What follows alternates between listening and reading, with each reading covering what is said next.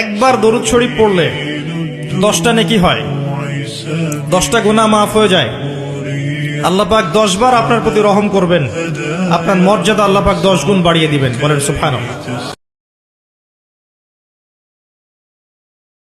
আল্লাহ শিখাই দিলেন, পড়ো রব্বানা আতিনা ফিদ দুনিয়া হাসানা ওয়া ফিল আখিরাতি হাসানা ওয়া কিনা আযাবান নার।